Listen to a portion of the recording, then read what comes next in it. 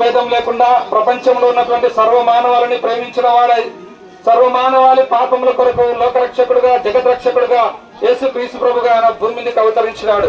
యేసుక్రీస్తు ప్రభుల వారు ఈ లోకంలో 33.5 సంవత్సరములు పవిత్రంగా జీవించినాడు.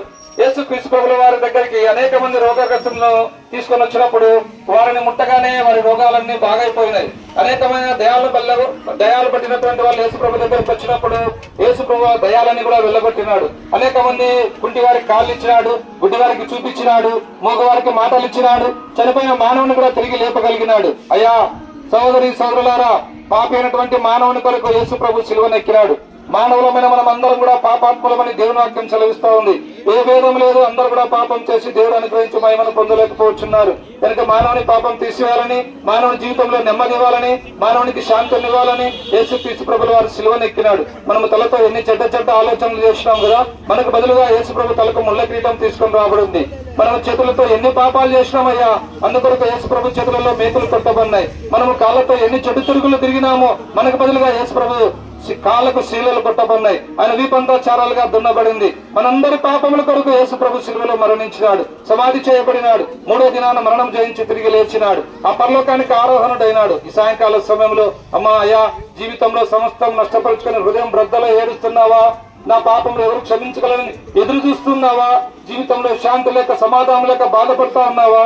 యేసు ప్రభు నిన్ను ప్రేమిస్తా ఉన్నాడు. యేసు ప్రభు నిన్ను పిలుస్తా ఉన్నాడు. ఆయన చెంతకు వచ్చినట్లయితే, నీ పాపం ఒప్పుకున్నట్లయితే యేసు ప్రభు నీ పాపం అంతా కూడా క్షమిస్తాడు. నీ జీవితంలో నీకు నెమ్మదిస్తాడు, శాంతిని ఇస్తాడు, సమాధానం ఇస్తాడు. ఈ లోకం విడిస్తే పరలోక రాజ్యంలో యుగాయుగములు యేసు ప్రభుతో కూడా నువ్వు ఉంటావు. అలాగ నువ్వు పరలోక రాజ్యంలో ఉండాలని దేవుని యొక్క నిత్యమైనటువంటి సంకల్పం.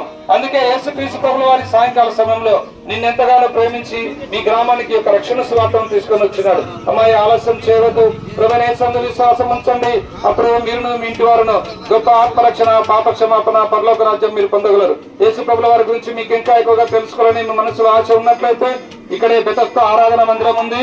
ఇక్కడికి మీరు ఎప్పుడైనా రావచ్చు, దేవుని వాక్యం వినవచ్చు. మిమ్మల్ని అందరినీ కూడా ప్రేమపూర్వకంగా మేము ఆహ్వానిస్తా ఉన్నాం. మీ అందరి కొరకు మేము ప్రార్థన చేస్తాం. మీరందరూ ఎక్కడైనా కూడా మా ప్రార్థనలో ఏకీభవించవలసిందిగా మనవి చేస్తున్నాం.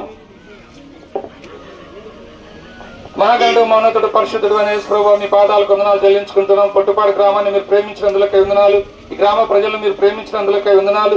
ఈ సాయంకాల సమయంలో మీ మరణ పునరుత్థానం, మీ యొక్క ప్రేమను గురించి ఇక్కడ ఉన్న ప్రజలందరూ విన్నారు ప్రభా. విన్నవారిలో మీ కార్యం చేయండి.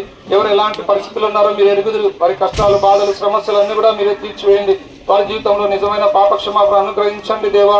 ఈ ప్రాంతానికి శుభమని చెప్పి వెళ్తున్నాం, మీరే కార్యం జరిగించండి. ముందుకు వెళ్తున్నాం.